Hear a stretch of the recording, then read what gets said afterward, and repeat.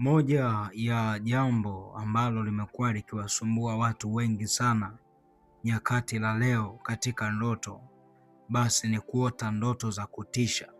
Ndoto za kutisha. Yaani mtu kuna wakati nafika hatua anaogopa kulala usiku kwa sababu anajua tu atakapolala kuna mandoto ya kutisha atayaota. Sasa kila ndoto ambayo unaiota inaweza ikawa imebeba tunasema ujumbe, lakini pia kila ndoto ambayo unaiota hususan ndoto za kutisha, unaweza ukawa wewe mwenyewe ndiye umefungua mlango wa kuona ndoto hizo ulimwengu wa roho. Wewe mwenyewe unaweza ukafungua mlango. Kwa mfano, ishara ya mtu kuona muda mwingi anaota ndoto za kutisha, ndoto za kuogopesha. Jambo la kwanza, watu wengi sana wamekuwa wakiota ndoto za kutisha kwa sababu kuna vitu wamekuwa wakivifanya wao bila kujua, na imekuwa ikipelekea imekuwa ikipelekea wakijikuta wakiota ndoto mbaya. Kwa mfano, mtu nakuta kabla ya kulala analala lakini moyo wake umekasirika. Analala lakini moyo wake umebeba watu. Moyo wake umebeba majeraha makali sana. Pengine ameumizwa, pengine amekwazwa, pengine ameshutumiwa kwa neno lolote. Sasa anaenda kulala moyo wake ukiwa ni mzito, moyo wake ukiwa umebeba vitu vibaya, moyo wake ukiwa umebeba vitu visivyopendeza. Sasa elewa kabisa, pale ambapo ukalala usiku alafu ukaota ndoto za kutisha, elewa kabisa kama moyo wako hujaachilia vitu, hujaachilia watu uliowabeba, manake moja kwa moja utajikuta kwamba kuna shida ulimwengu wa roho. Moja kwa moja utajikuta unaota ndoto mbaya. Kwa sababu gani? Kwa sababu moyo wako haukuwa mtakatifu mbele za Bwana. Moyo wako haukuuosha, moyo wako haukuutakasa kabla ya kulala. Ndio hapo ukakuta kwamba usiku ulipolala ukaota ndoto za kutisha. Lakini watu wengi wamekuwa wakiota ndoto za kutisha kwa sababu wanalala bila kuomba. Imekuwa desturi ya watu wengi sana nyakati za leo. Habari ya kuomba wataki kabisa kuisikia. Habari ya kuomba wataki kabisa kuizingatia. Wanaona kuomba ni swala fulani hivi la kishamba. Wanaona kuomba ni swala fulani la walokole. Wanaona kuomba ni swala fulani la watu ambao wanahudhuria ibada, wanahudhuria mahudhurio ya kiibada, ndio wanajua kwamba ni muhimu wao kuomba. Lakini swala la maombi ni la kila mtu. Swala la maombi halichagui mwanamke, swala la maombi halichagui mwanaume, swala la maombi halichagui jinsia, halichagui mtoto, mtu mzima, ni muhimu kuomba. Ndio maana hata Yona alipoenda Ninawi kuhubiri Injili, mfalme akapiga mbiu kuanzia aliye mdogo hadi aliye mkubwa, kwamba watu wote waingie kuomba, waingie kufunga. Hakuangalia kwamba ni mtoto, hakuangalia kwamba ni mfugwa, hakuangalia chochote. Alipiga mbiu ya maombi. Kwa hiyo ili kuepukana na ndoto mbaya, ili kuepukana na ndoto za kutisha, ili kuepukana na ndoto ambazo zimekuwa zikiutaabisha moyo wako wakati wa usiku, ni muhimu sana ukaanza kuomba wakati wa usiku. Ni muhimu sana ukaanza kuomba wakati wa usiku. Mtangulize Mungu kabla hujalala. Ita uwepo wake, ita nguvu zake, ita baraka zake, ita kibali chake na mafanikio yake, ili aweze kuambatana pamoja na wewe. Hapo ndipo malango ya ndoto mbaya yatakukimbia moja kwa moja. Malango ya ndoto mbaya, elewa kabisa, yatakuacha moja kwa moja, hayatakuwa na nafasi tena katika maisha yako. Lakini watu wengi sana wamekuwa wakisumbuliwa na malango ya kuota ndoto mbaya. Kwa sababu gani? Kwa sababu mtu nakuta kabla hajalala anaangalia mapicha ya kutisha, masinema ya kutisha, mafilamu ya kutisha, anaangalia mapicha ya mazombi, anaangalia mapicha ya majini, anaangalia mapicha mabaya. Sasa kile unachokitazama sana katika macho yako ndicho ambacho unakiunda katika ulimwengu wa ndoto pia. Kwa hiyo watu wengi sana wamekuwa wakijikuta wakiota mandoto mabaya kwa sababu wamekuwa wakifungua wao wenyewe malango. Malango wamekuwa wakiacha wazi kwa sababu ya vile vitu ambavyo wanavitazama, vitu vichafu, movie chafu, sinema chafu, vitu vibaya. Mtu unakuta ni kijana anaangalia movie za ngono. Sasa moja kwa moja hapo, maana yake unapotazama na yaita majini maaba yaje karibu yako. unayaita majini mahaba yaje kuzini na wewe. Kwa sababu gani? Pale ambapo unatazama, pale ambapo umeruhusu macho yako kutazama, maana yake hapo fikra zako, ulimwengu wako wa roho umeuconnect vivyo hivyo. Na ndio maana watu wengi sana unakuta mtu hajaenda sehemu fulani, lakini akilala amezoea kwenda mazingira fulani, pengine amezoea kupita njia za makaburini, au amezoea kwenda sehemu fulani ya anasa.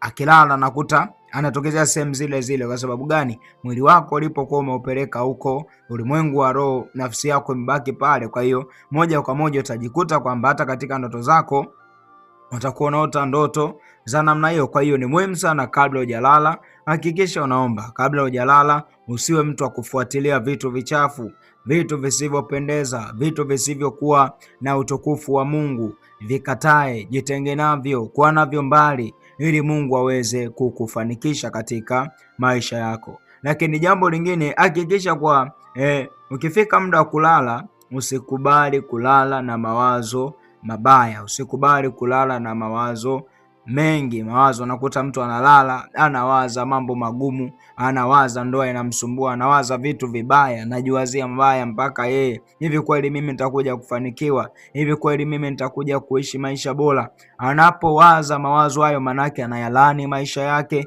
Ndio hapo sasa adui anapata mlango wa kuleta mashambulizi kwa njia ya ndoto, anapata mlango wa kuleta mavamizi kwa njia ya ndoto. Kwa hiyo kabla hujalala hakikisha kwamba unasimama katika haki, katika utakatifu, katika baraka na utaua. Hapo ndipo ambapo hauwezi kuota ndoto za kushambuliwa, hauwezi kuota mandoto mabaya. Hapo ndipo Mungu ambapo atakubariki na kukuthibitisha. Lakini watu wengi leo wamekuwa wakisumbuliwa na hizi roho za ndoto mbaya. Kwa sababu gani? Kwa sababu mtu anakopo anaishi maisha ya dhambi, anaishi maisha ya dhambi. Sasa ukiwa mtu unaishi maisha ya dhambi, maisha yasiyokuwa na utakatifu, maisha yasiyokuwa na baraka na mafanikio, maana elewa kabisa kwamba ulimwengu wa roho, moja kwa moja kitakachotokea ni kwamba maisha yako yanafungwa, maisha yako ya dhambi yanafungua mlango wa mandoto mabaya. Ndio hapo unakuta unaota ndoto unakimbizwa, unaota ndoto unang'atwa na manyoka, unaota ndoto unaona unatumikishwa, unaota ndoto upo kijijini kwenu, unaota ndoto unalima, unaota ndoto upo sehemu za ajabu ajabu, polini, msituni, mara umefungwa pingu na uelewi. Unaona tu kwamba ni ndoto tu nimezoea kuota, lakini kumbe ulimwengu wa roho ni lango umelifungua. Kumbe ulimwengu wa roho kuna jambo ambalo unakuwa umeliruhusu. Sasa ni muhimu sana pale ambapo unakuwa unaona ishara za namna hiyo, ni muhimu sana ukasimama katika maombi ili Mungu aweze kukusaidia. Ulimwengu wa roho hauhitaji kudharau, hauhitaji kupuuza, na Mungu atakusaidia. Lakini jambo lingine, watu wengi wamekuwa wakisumbuliwa na ndoto mbaya. Mungu anaweza akakuletea taarifa mbaya. Ulimwengu wa roho anaweza akakuletea taarifa ya jambo baya ambalo adui amekuandalia, alafu umekuwa ukipuuza. Sasa kwa sababu unapuuza, hiyo ndoto inaweza ikawa inajirudia rudia mara kwa mara. Kwa sababu gani? Kwa sababu umeacha kuizingatia hiyo ndoto, umeacha kuitilia maanani. Sasa inapelekea kwamba ndoto mbaya imekuwa ikijirudia mara kwa mara, imekuwa ikijirudia kila wakati. Sasa ni muhimu sana pale ambapo unakuwa unaona ishara ya namna hiyo, ndoto mbaya zinajirudia, unaota ndoto unagongwa na gari, umepata ajali, so mara moja, so mara mbili, hiyo ndoto inapiga kelele, hiyo ndoto inajirudia sana, lakini unaona tu ni ndoto tu, ni hali ya kawaida. Nisikilize, hakuna ndoto ya kawaida ulimwengu wa roho pale unapoota. Hakuna kitu cha kawaida. Swala la kawaida ulimwengu wa roho halipo.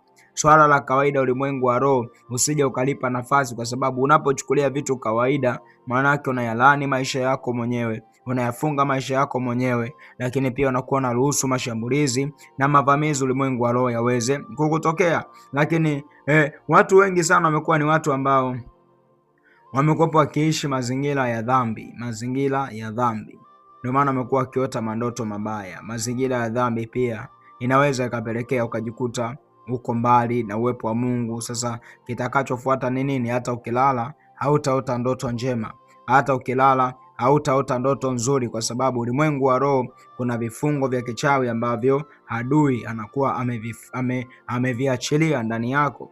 Lakini ishara nyingine ni pale ambapo mtu akakosa neno la Mungu.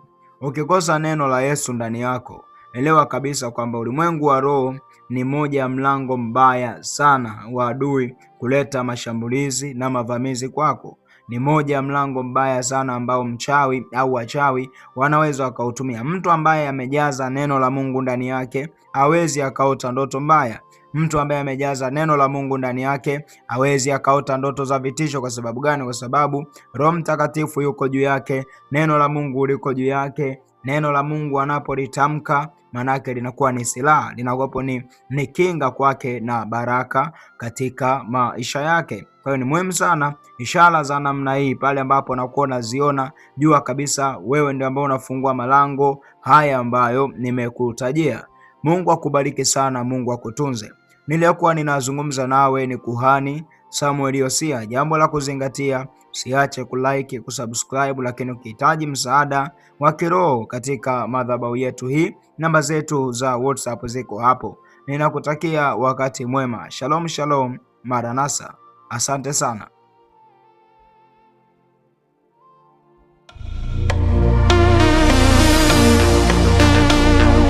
Ladies and gentlemen, welcome to the channel. Please subscribe with notifications on.